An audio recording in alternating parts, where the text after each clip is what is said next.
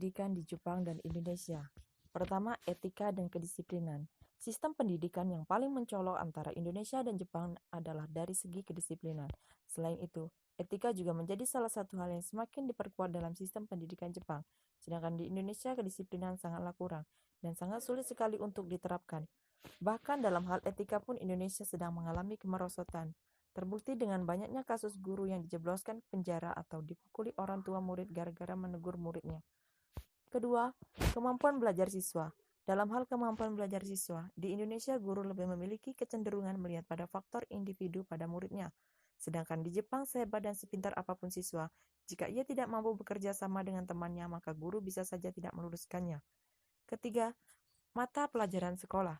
Mata pelajaran di Jepang lebih sedikit, jadi siswa bisa lebih fokus dalam belajar dan tidak merasa tertekan dengan pelajaran.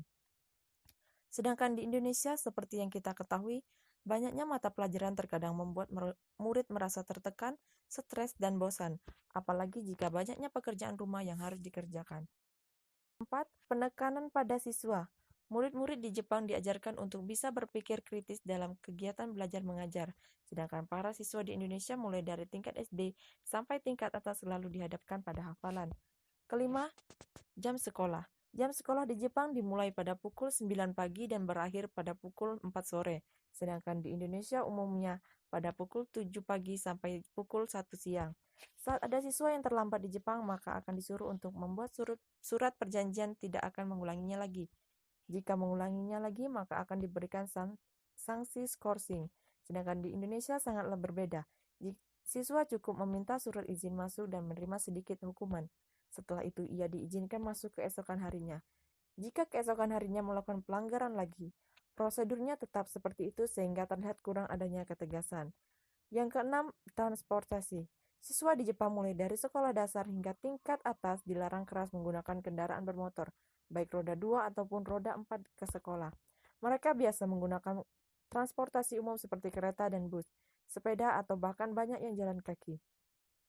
Sedangkan di Indonesia saat ini hampir kebanyakan anak sekolah membawa kendaraan motor roda 2 ke sekolah. Bahkan sebagian anak pejabat di kota-kota ada yang membawa mobil, seolah-olah sekolah menjadi ajang pamer kekayaan.